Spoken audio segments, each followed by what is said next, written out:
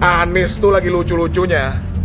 Katanya dia lagi bikin partai gerakan rakyat ya. Begitu, ha? Tapi dia bicara begini ya. Katanya sawit itu bukan hutan. Itu bukan pohon hutan.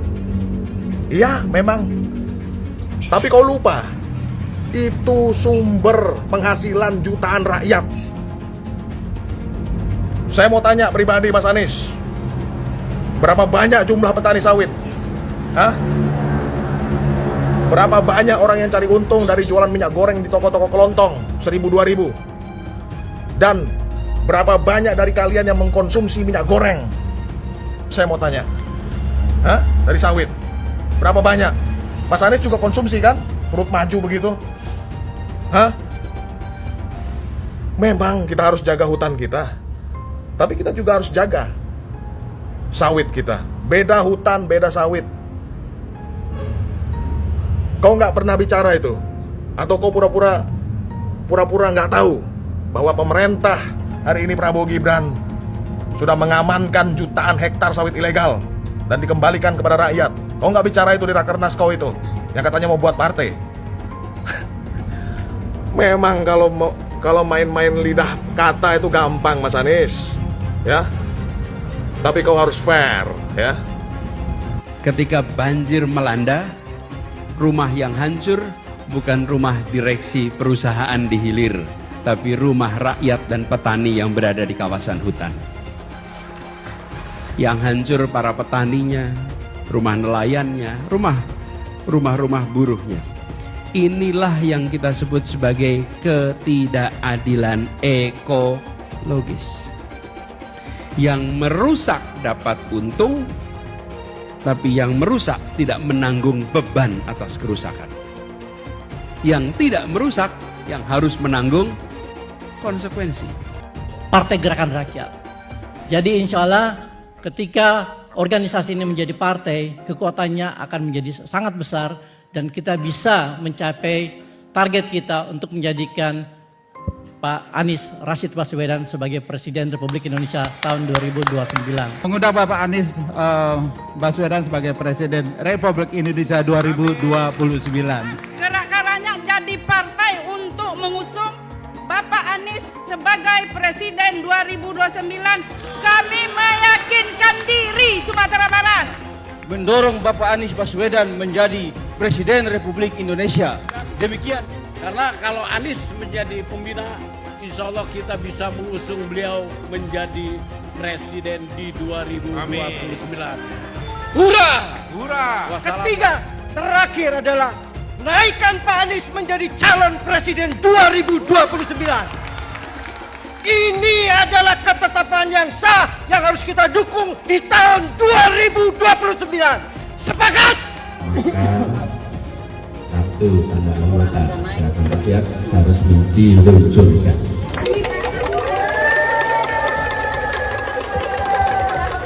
Anies manis ya. Semanis janjinya ke warga Jakarta, yang katanya Tugu Bambu bisa mempercantik Jakarta, yang katanya rumah DP 0% itu bisa membantu warga Jakarta yang belum punya rumah, yang katanya sumur resapan bisa mengatasi banjir. Kan katanya, bukan faktanya. Faktanya Tugu Bambu cuma jadi sampah. Faktanya rumah DP 0% itu gagal. Faktanya yang katanya dulu rumah DP 0% minimal gaji 7 juta naik menjadi 14 juta. Faktanya sumur resapan cuma bikin jalan rusak dan kecelakaan. Ya. Oh iya. Iya, emang iya. Lah, jawabannya kok iya emang bener. Ya bantah lah. Pak Anies kan pinter ngomong biasanya. Itu semua katanya teman-teman ya. Tulis pendapat kalian di kolom komentar. Salam Jigigis. Anies Baswedan ada bencana di Aceh, di Sumatera ini hanya mengisi perutnya sendiri saja, ke sana makan, ke sini makan. Orang ini betul-betul sarap lah. Gibran mendata korban. Anies Baswedan mengisi perutnya saja. Khususnya saja yang diisi, nggak ada solusi apa-apa. Ini Anies Baswedan ini hanya sampah dia ini ya. Lihatlah, sana makan, sini makan. Memang sakit jiwa, sudah sakit jiwa Anies Baswedan ini. Gila jabatan, merasa orang ini baik, merasa merasa orang ini baik ya. Ada kena bencana kok kesana makan, ngisi perutnya saja ya. Sampah ini, Anies Baswedan ini sampah orang Fir'aun, pantas orang Fir'aun itu nggak ada sopan-sopannya.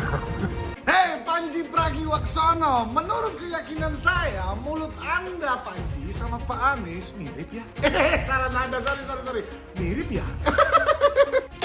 Anies manis ya. Aduh, bahagia banget. Semriwing sekali. Senyumnya Pak Anies. Dipuji sama sahabatnya tuh si Panji. Dari semenjak Pak Anies kalah capres kemarin, ya gagal jadi calon presiden kemarin, baru kali inilah ketawanya lepas sekali. Ya kan, itu pun ketawa karena nontonin sahabatnya si Panji, ya ngejek-ngejek semua lawan-lawannya Pak Anies kemarin. Tapi Bang Panji, sorry banget ya, aku harus jujur. Menurut keyakinan saya, jokes abang kemarin, materi abang kemarin tuh nggak lucu sebenarnya. Tapi kenapa satu ruangan itu pada ketawa? Karena yang nonton abah dan anak-anaknya, makanya satu frekuensi, makanya lucu menurut keyakinan saya loh ya. Bayangin semua pejabat, mantan pejabat disenggol sama si Panji, ya kan? Contohnya Deddy Mulyadi, Ferrel, Raffi Ahmad, Pak Prabowo, Pak Jokowi dan keluarga, Gibran, semua lah pokoknya, ya kan? Tanpa bukti loh, itu hanya cuap-cuap. Tapi satu yang nggak disenggol sama dia siapa? Konco kentalnya. Siapa sohibnya? Ya si Anies, siapa lagi? Padahal banyak loh materi-materi lucu tentang Anies ya, yang bisa dibawa sebenarnya, tapi mungkin nggak enakan kali ya, karena orangnya nonton di situ. Tentang angin nggak ada KTP bisa tuh ya kan. Terus rumah DP 0% yang dulu digaung-gaungkan juga sama jubirnya si Anies. Siapa ya? Si Panji, siapa lagi? Nah, jadi kesimpulannya, menurut keyakinan saya duga kuat, dan sekaligus saya bertanya, mensrea kemarin yang disampaikan Panji, materi-materi Panji itu, apa mungkin Pak Anies yang buat? Mungkin nggak? Coba terus dulu komen ya. Terus kalau komen mungkin nggak? Anies manis ya. Manis banget ke Jokowi sampai jadi menteri. Manis banget ke Prabowo saat diusung jadi cagup 2017. Manis banget ke Nasdem, ke PKB, ke PKS saat diusung jadi capres 2024. Dan ini yang gong nih, manis banget ke PDI Perjuangan waktu ngarep banget diusung jadi cagup 2024. Giliran gak ada satu partai pun yang ngusung, semua partai tersandra kekuasaan. Anies penjilat ya? Salah nada. Anies penjilat ya? Coba perhatikan kelakuan si pengangguran berat ini, kawan-kawan. Mas Anies selalu saja mengomentari masalah tanpa solusi. Nyinyir aja kerjanya. Hei, Mas, nyinyir bukan modal jadi presiden. Ya, bukan modal jadi presiden. Saya menjadi kasihan dengan para pendukungnya ini dan Mas Anies juga ya. Mungkin kalau Mas Anies tahu, bisa jadi para pendukungnya ini sedang reposisi sekarang. Kenapa? Karena mual ngelihat kelakuan Mas Anies ini. Ya, ngoceh. Kalau anak Gen Z bilang itu yeping, ya. Nah, by the way, itu Mas Anies tebal sekali bedaknya itu. Ngangguran, ngomongin nganggur, dia sendiri nganggur. Penghormatan bisa dibeli, tapi kehormatan tidak bisa dibeli. Uang bisa mendapatkan penghormatan, tapi uang tidak bisa mendapatkan kehormatan. Kehormatan itu hanya bisa didapat lewat langkah-langkah yang terhormat. Langkah terhormat. Bapak Ibu pernah ngikutin Piala Dunia Maradona, Bapak Ibu? Maradona pernah masukin bola pakai tangan, Bapak Ibu. Ingat ya? Ingat kan?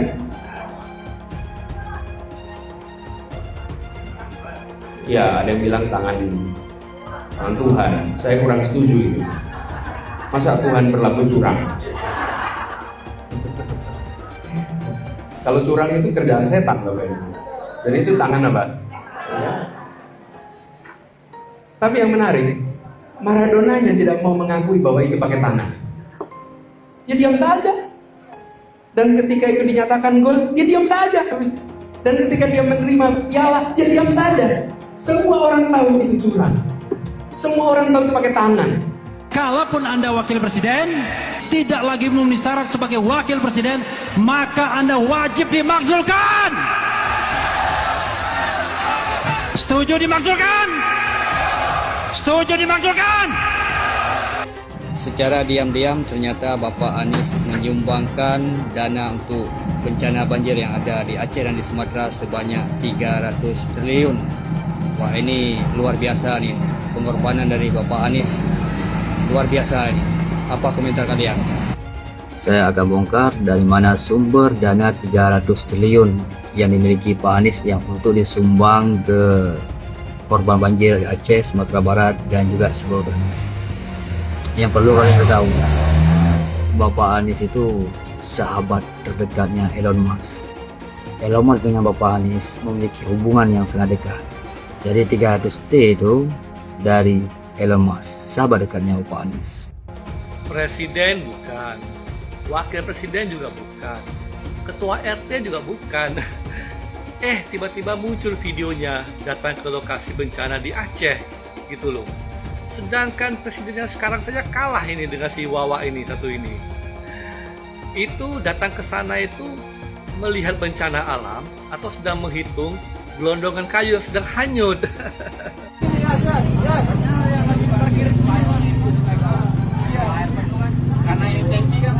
Tanggal 8 Desember hari ini kita bertemu dengan Abah Anies. Si Badu ini suka main ke sungai. Dia main ke sungai. Terus satu ketika dia ingin bikin semua orang di kampungnya jadi ramai. Dia bilang begini, di sungai tidak, dia di sungai kan, terus tahu dia teriak, ada buaya, ada buaya, ada buaya. Apa yang terjadi? Semua orang dengar itu berlarian semuanya ke tepi sungai, mau menyelamatkan Badu kan, karena ada buaya. Semua lari. Ketika sampai ke sana ternyata nggak ada buaya. Badunya ketawa terbahak-bahak. Wah, ketipu ketipu Air yang masuk dari tanggul ini langsung perbatasan antara laut dan daratan, ini daratan tuh. Airnya sederas ini. Ini gimana solusi untuk memperbaiki bolong-bolong dari tanggul ini, guys? Komen di kolom komentar sekarang. Kalau tanggul di Jakarta Utara jebol, banjirnya bisa sampai Monas. Semua berawal dari permukaan air laut di Pantai Mutiara yang sudah lebih tinggi daripada permukaan tanah. Meskipun ada tanggul setinggi sekitar 1 meter, tapi air lautnya kini hampir menyamai tinggi tanggul. Akibatnya warga mulai panik karena ombak sudah mulai tumpah ke jalan. Dulu saat masih menjabat gubernur, Ahok pernah mengingatkan, kalau tanggul itu jebol, pas air laut sedang tinggi ditambah hujan deras, banjir bisa menjalar jauh sampai ke Monas. Inilah sebabnya Jakarta sangat membutuhkan giant seawall, tembok raksasa penahan air laut yang dirancang untuk melindungi kota dari ancaman banjir rob yang makin sering terjadi. Tapi pertanyaannya, kalau kondisinya sudah separah ini, kenapa dulu ada pejabat yang menolak pembangunan giant seawall ya? Banjir akibat rob terpantau banjir paling dalam untuk arus lalin sudah kita tutup di area spekta, diputerbalikan untuk kendaraannya. Pak, lihat kelakuan si pengangguran berat ini, kawan-kawan. Perhatikan. Dia nyindir pemerintah, katanya bagi-bagi jabatan karena koneksi, bukan karena kompetensi, bukan karena prestasi. Itu komisaris yang di BUMD Jakarta sekarang, ya? Ada nggak orang titipan kau di situ? Hah? Perlu saya spill namanya? Pelan-pelan, ya. Dulu ketika kau jadi gubernur, orang-orang yang kau tunjuk, orang-orang kau bukan. Hah? Kau jadi menterinya Pak Jokowi, itu karena koneksi apa bukan? Kemudian dipecat. Yang waktu itu dipecat, reshuffle. Karena koneksi apa bukan? Waktu itu menjadi gubernur DKI Jakarta sebelumnya, diusung, itu karena koneksi atau bukan? Internet kita pun terhubung karena koneksi. Ini sudah menjadi hukum alam, Pak. Ya. Jadi kalau ngomong, ya asal bicara sih. Menepuk air di dulang, terpercik muka sendiri. Begitu ya, Mas Aris. Ini bener loh kata Pak Anies ini, kita harus nagih janji kampanyenya Prabowo Gibran. Karena berdasarkan pengalaman Pak Anies ini, jangan sampai janji kampanyenya gagal. Seperti DP rumah 0% kala itu ya. Mungkin waktu itu warga Jakarta nggak banyak yang nagih, nggak banyak yang berisik gitu ya. Tiap hari, mana nih rumah DP 0%-nya Pak Anies, mana rumah DP 0%-nya gitu ya. Jadi gagal waktu itu ceritanya rumah DP 0%. Jadi kan ini masih 4 tahun ya kan. Yuk bersama-sama mengawal menagih janji kampanyenya Prabowo Gibran. Jangan sampai seperti nasib rumah DP 0% yang gagal itu. Gitu maksudnya Pak Anies. Baik kok maksudnya Pak Anies, ya kan Pak Anies? Mas Anies. Masih aja nyinyir ya. Pengen gue katain anak abah tapi emang dia abahnya. Setahun sudah pemerintahan baru ini berjalan. Pak Presiden baru saja bilang bahwa angka pengangguran terendah sejak tahun 98. Bagus dong kalau gitu. Tapi kenapa obrolan sehari-hari yang kedengarannya malah sebaliknya? Susah cari kerja, lowongan seret, PHK di mana-mana. Nah kok bisa? Jadi pantas ya kalau banyak yang merasa apa yang ada di berita itu beda dengan apa yang ada di dompet. Di pasar sepi, cicilan makin berat, grup chat alumni isinya cari info loker. Nah, kita nggak usah takut lah lihat kenyataan dengan lengkap. Kalian udah lihat videonya Pak Anies yang ini belum? Kalau belum terlaksana tuntas, tagih. Misalnya, rencana membangun 3 juta rumah per tahun. Tidak usah dikritik, ditagih saja. Pak Anies bilang kalau programnya belum jalan, ya tagih aja. Contohnya 3 juta rumah per tahun. Tapi pertanyaannya, kenapa selalu nyalain pemerintah sekarang? Emangnya program Pak Anies selama di DKI kemarin itu jalan semua? Mari kita bahas. Jangan lupa juga kalau ada beberapa program yang sebenarnya selama 5 tahun gagal diwujudkan oleh Pak Anies. Misalnya pertama, proyek Tanggul Laut Jakarta. Proyek Tanggul Laut Jakarta sempat ditolak Anies dengan alasan nggak perlu lingkungan. Sekarang justru dihidupkan lagi oleh Presiden Prabowo karena dianggap penting untuk melindungi Jakarta dari ancaman naiknya air laut. Selain itu, ada juga Kampung Susun Bayam. Dulu dijanjikan jadi solusi relokasi warga di sekitar Stadion JIS. Nyatanya sampai sekarang nasibnya masih abu-abu. Warganya belum mendapat kepastian. Janjinya besar, tapi eksekusinya minim. Terus ada juga normalisasi sungai. 5 tahun jadi pemimpin di Jakarta, isu banjir masih jadi PR besar yang nggak ada solusinya. Program normalisasi sungai mandek. Padahal jelas dalam UU nomor 23 tahun 2014, pemerintah daerah punya kewajiban urus tata ruang dan lingkungan. Tapi realitanya nggak ada progres signifikan. Kelima, jangan lupa juga bahwa dulu ada yang janji rumah DP 0% atau 0 rupiah. Tapi 5 tahun nggak jalan. Setelah groundbreaking, nggak ada yang tertarik. Berubah dari 0% jadi dibantu maksimal 20% dari APBD DKI. Terus tercapainya hanya 0,34% dari target. Aduh. Terakhir, jangan lupa ada yang janji juga tuh waktu itu kalau mau atau akan menghentikan reklamasi. Faktanya, reklamasinya yang sebelumnya izinnya dicabut justru diizinkan atau jalan terus. Singkatnya, gue pengen bilang banyak janji tapi sedikit bukti. Jadi kalau sekarang selalu nyalain pemerintah pusat, publik wajar dong nanya balik, program yang kemarin gimana kabarnya? Udah berhasil belum? Gimana menurut kalian? Jangan lupa follow. Jangan lupa juga ada yang janji bangun manusianya, tapi ternyata bangun hal-hal yang nggak bergerak. Gue heran sama seorang gelandangan politik yang ngomong bahwa ada yang bagi-bagi jabatan gara-gara koneksi. Ayo kita ingat-ingat, kita recall dan lihat rekam jejak yang ada. Di mana di 2017 ada seseorang yang karena punya koneksi, dia itu bisa dipinjemin duit, disokong masa kampanyenya untuk bisa jadi gubernur Jakarta pada saat itu.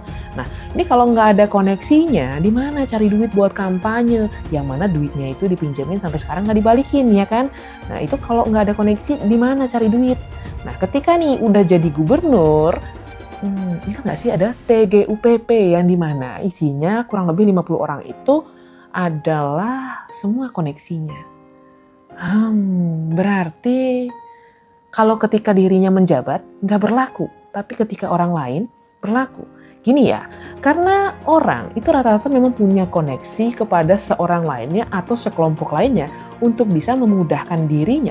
Tapi apakah artinya kalau misalnya kita memiliki koneksi kepada orang yang lain, itu artinya kita nggak kompeten?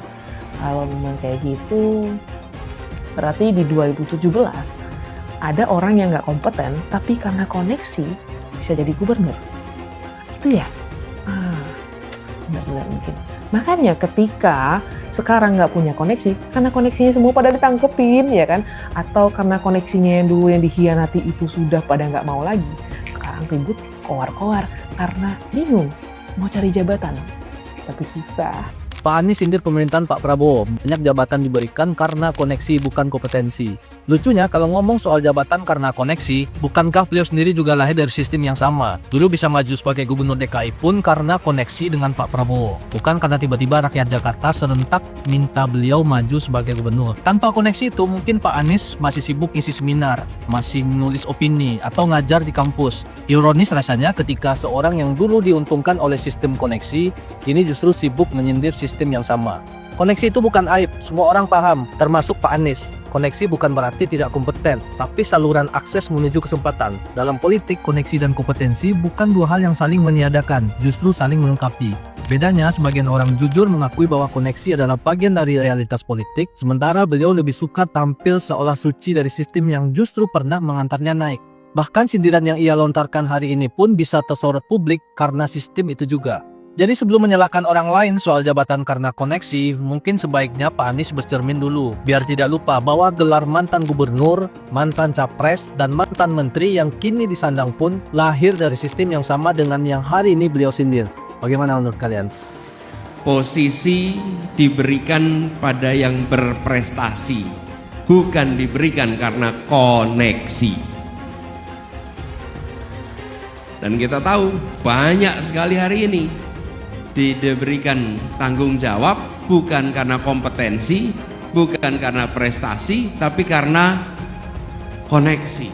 Kapan negeri ini maju kalau tugas-tugas publik diberikan kepada orang-orang yang kompetensinya tidak nyambung, apalagi kompetensinya di bawah standar, diiringi dengan koneksi yang kuat. Akhirnya negara tidak bekerja untuk kepentingan publik, tapi negara bekerja untuk kepentingan koneksi-koneksi yang ada. Masih mending ijazah palsu daripada nasab palsu. Kenapa masih mending ijazah palsu daripada nasab palsu? Kalau ijazah palsu itu cuma tuduhan palsu, tapi kalau nasab keturunan palsu, seluruh rakyat Indonesia kena tipu. Kalau menurut lo gimana? Coba muncul di kolom komentar. Oke? Itu soal ijazah Pak Jokowi selesai aja lah. Itu Roy Suryo masih juga terus referee ikut dukung lagi. Terus saya mau bilang palsu ijazahnya gimana? Kalau asli ya tunjukkan. Kita buktiin kan goblok, kitanya yang bodoh gitu. Mantan presiden kita, beliau nggak ngapain ijazah palsu. Terus gue baca komen-komennya kan. Komen-komennya siapa? Ya kalau nggak palsu tunjukin ijazahnya lah. Kan lu yang nuduh. Kenapa misalnya beliau gitu, Pak Jokowi nggak tunjukin ijazahnya? Karena dia yang dituduh. Ini kan logika hukum dasar, bro. Contohnya misalnya ini ada yang lucu juga nih, bro. Contohnya ijazah Jokowi. Kan dipermasalahkan tuh ya. Saya nggak peduli ijazah dia real atau ijazah dia nggak real. Tapi setidaknya dia udah jadi presiden, bro. Betul. Daripada yang lu profesor S3 tapi lu nggak jadi apa-apa. Gitu. Gue mendingan biarin, gue nggak peduli. Bahkan lu mau ijazah palsu tapi dia presiden, bro. Daripada lu ijazahnya real, profesor S3 tapi nggak berkontribusi lu ke negara. nggak berkontribusi Ya, gitu. Jadi betul. dunia ini ijazah itu cuma on paper. Yang real itu lu bisa menghasilkan apa di dunia real. Itu yang lebih penting menurut gue. Roy Suryo, Jokowi ijazahnya palsu, tidak kuliah di UGM. Berita tahun 2025. ada ratusan media online yang nulis begitu, betul? Tapi ketika ada ditemukan koran tahun 1985 yang menyebutkan di koran itu mahasiswa-mahasiswa UGM Fakultas Kehutanan namanya Joko Widodo, yang kita pegang apakah koran tahun 1985 atau koran media online, media cetak, majalah tahun 2025? Tahun 1985. Kenapa? Karena kejadiannya TKP-nya itu ada di UGM tahun 1985. Teman yang sejati gitu loh, jangan ditinggalkan Pak, jangan dilupakan. Habib Rizik ini harus diangkat untuk membenahi Indonesia juga, diajak dong jadi menteri itu, dirangkul gitu loh Pak. Pak Amin Rais dulu dan Mas Rasulullah, itulah teman sejati Pak Prabowo Subianto, bukan para penjilat-penjilat termul yang justru termul ini si pengkhianat. Ini akan rusuh Pak, serius. Kami 12 orang ini bukan orang biasa Pak. Kami punya bukan punya banyak masa apa-apa, rusuh Pak. Indonesia bener-bener lagi mau diadu domba. Ya jadi belakangan tuh gue baru dapat kabar nih, nggak tahu bener atau enggak ya, kalau Indonesia tuh lagi mau diadu domba antar ras, antar agama kayak gitu loh. Ya jadi ada beberapa info kalau ada beberapa titik-titik di jalanan dan di tol, kalau ada orang-orang disebar untuk memprovokasi dengan neriak-neriakin orang Cina, kayak Cina. Sampai-sampai ada salah satu orang tua kenalannya gue itu diteriakin Cina sama orang itu, tujuannya apa coba? Dan ini bener-bener udah ngerambat ke area-area di luar dari Jakarta kayak BSD, Tangerang, Bintaro, Gading Serpong dan lain-lain lah ya. Dan parahnya lagi katanya pelakunya tuh bukan warga biasa tapi oknum yang nyamar jadi warga. Nah udah tahu tuh tujuannya apa kan? Ini jujur gue nggak tahu ya fungsinya tuh buat pengalihan isu atau apa, tapi yang jelas ini Indonesia lagi sakit banget. Ingat ya, Cina lah, Jawa lah, Batak lah, apapun itu ras, semuanya itu satu Indonesia. Jadi jangan sampai kita tuh keprovokasi sama orang-orang jahat di luar sana. Jangan sampai kejadian 98 jadinya keulang lagi. Ya udah, stay safe semuanya. Ya, jencak ya, jencak. Perbedaan Ahok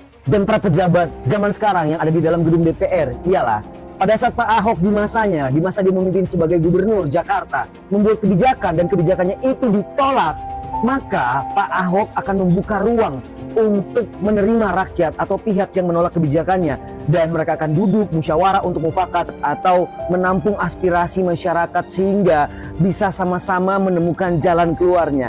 Nah, tapi para wakil rakyat yang ada di dalam gedung DPR sana saat ini, ketika mereka membuat kebijakan yang sangat mencekik rakyat, pajak dinaikin, dan saat rakyat mendemo kebijakan mereka tersebut, yang mereka lakukan adalah mereka lari. Tepuk dada.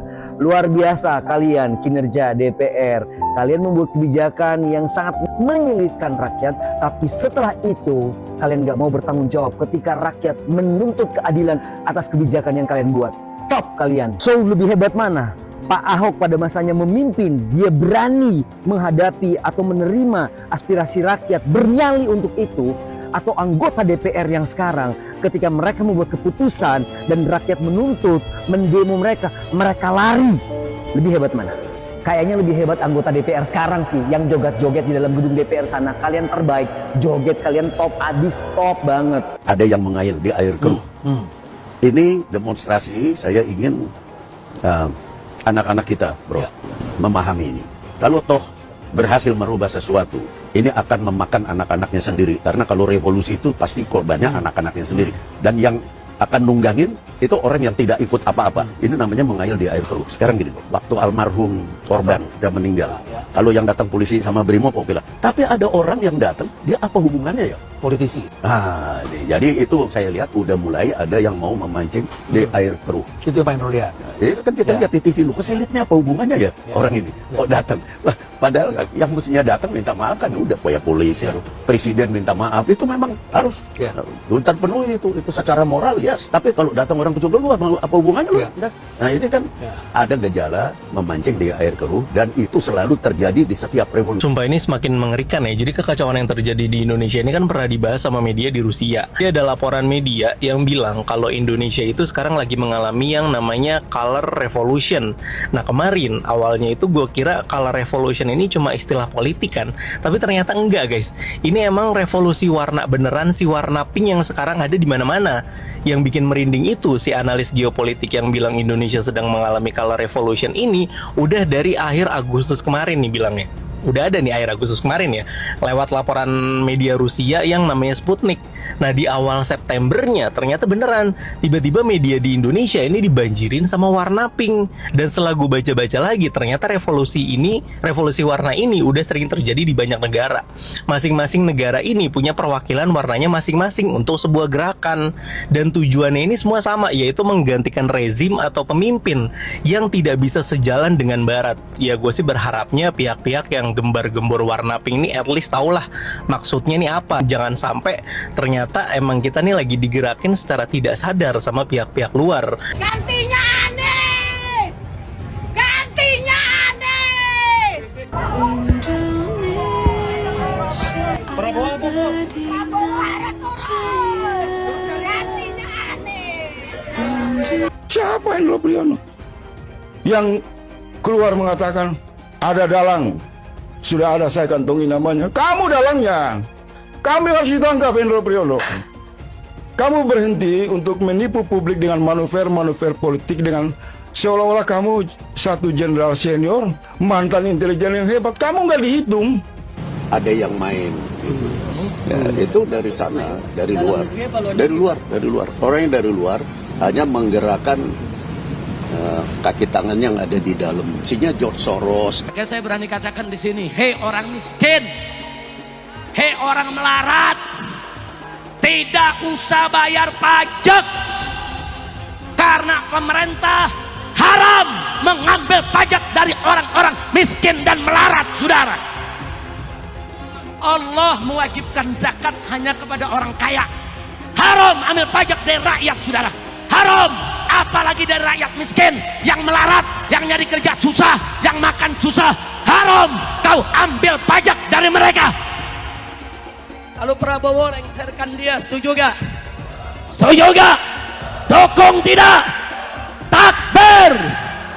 Kita akan seret mereka semua untuk dijebloskan ke dalam penjara. Takbir! Setuju tidak? Setuju tidak? Nggak berkelahi aja kita adu, biar dia berkelahi. Tidak aja cerita Ahok dengan Anies. Ketika saya kalah, saya langsung kasih Anies penghargaan, ucapan segala macam. Tapi yang tidak bisa saya terima, ketika Anda menang, Anda pidato memecah belah bangsa. Bahwa Jakarta udah kembali ke pangkuan pribumi yang dijajah selama ini. Itu teksnya di mana-mana. Itu sangat memecah belah bangsa. Saya ini asli Indonesia sesuai undang-undang loh. Apa kata saya namanya Ahok? Itu yang tidak betul seorang Anies lakukan. Bagi saya Anies sangat tidak negarawan. Anda udah menang, yes okay gitu loh. Saya juga tidak bawa ke MA, nggak bawa ke MK. Waktu Anda ulang tahun DKI saya juga datang. Tapi kenapa Anda mesti pidato seperti itu? Bapak Politik Identitas Indonesia Anies Baswedan, Bapak Intoleransi Indonesia Anies Baswedan. Jangan lupakan, jangan terlena, jangan sampai dia pecahkan kita dengan dagangan ayat dan mayatnya. Air itu turun dari langit, turunnya ke atap rumah langsung sumur bor, bukan ke sungai dan ke laut. Bersyukuri kenapa kalah, kenapa ditahan.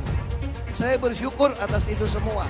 Saya coba bayangkan ya, kalau seandainya waktu itu kita menang, gitu ya, hari ini belum tentu kita bisa nikmati seperti ini. Kita bersyukur 5 tahun Tuhan izinkan kasih ke orang yang pintar ngomong untuk kerja. Coba kalau kita bayangkan gitu ya, kalau kemarin saya masih jadi gubernur, ini saya udah turun ini. Tapi yang pintar ngomong itu dikira orang hebat kan? Langsung ketahuan karakternya. Langsung ketahuan itu. Di saya juga ada kutipan Pak di kamar saya Pak. Tulisannya, Jakarta telah mengambil keputusan yang fatal. Dan ini melawan sunnatullah. Kenapa? Air itu turun dari langit ke bumi, bukan ke laut. Harusnya dimasukkan ke dalam bumi, masukkan tanah. Di seluruh dunia air jatuh itu dimasukkan ke tanah. Bukan dialirkan pakai gorong-gorong raksasa ke laut. Jakarta telah mengambil keputusan yang fatal. Bukan banjir, itu memang parkir air. Bukan banjir, itu memang parkir air. Penjajahan di depan mata itu di Jakarta. Dulu kita semua pribumi ditindas dan dikalahkan. Kini telah merdeka. Kini saatnya kita menjadi tuan rumah di negeri sendiri. Jadi salah satu aset yang hampir dimiliki oleh semua orang kaya adalah emas. Ya, emas menjadi salah satu hot commodity, terutama belakangan emas meroket dan menembus harga tertinggi.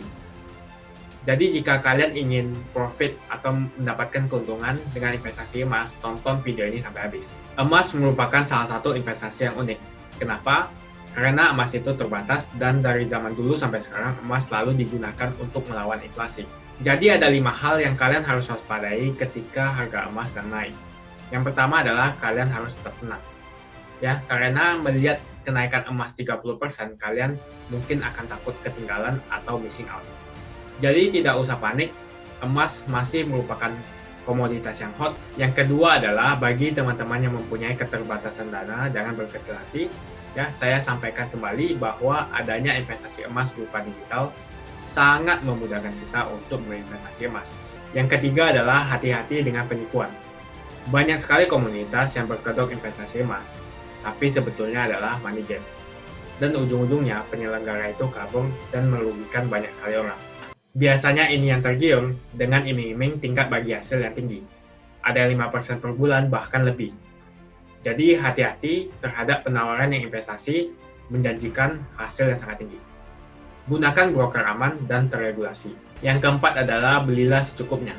Alokasikan sebagian dana Anda untuk investasi dan membeli emas. Yang kelima adalah kenali profil resiko teman-teman masing-masing. Apa gunanya? Ya, jadi kita tentukan apa tingkat toleransi kita terhadap risiko. Ya, ada yang konservatif, ada yang moderasi, dan juga yang lebih tinggi adalah agresif. Setelah itu, kalian bisa sesuaikan dengan pemakaian leverage. Investasi emas secara konvensional atau tradisional, kalian membeli emas secara fisik, baik itu batangan atau perhiasan. Jadi sudah saya bahas di video saya sebelumnya bagaimana risiko dan efek kalian tidak sesuai. Misalnya kalian membeli emas atau juga trading forex secara fisik. Ya, kalian harus menelpon, lalu traveling, belum lagi kalian itu ada risiko dirampok. Ya, lalu kalian melakukan deposit di safety box dan sebagainya dan sebagainya. Yang mau saya bahas lebih detail di video ini adalah investasi emas yang modern atau yang dinamakan dengan kontrak emas. Untuk trading emas, kita memerlukan broker karena kita tidak memegang fisik, tapi kita bisa merasakan keuntungan daripada kenaikan di dunia. Dengan investasi emas secara modern ini, kalian tidak perlu menggunakan modal besar dan juga kalian tidak perlu memegang fisik, tapi kalian bisa enjoy atau menikmati peningkatan dari harga emas di dunia. Jadi balik lagi, menurut saya, ya, harga emas akan terus mengalami peningkatan, ya. Jadi pastikan buat kalian yang ingin menikmati peningkatan daripada harga emas di dunia, ya, pastikan kalian bisa melakukan ini semua. Langsung saja registrasi ya. Lalu kalian bisa mulai untuk berinvestasi emas.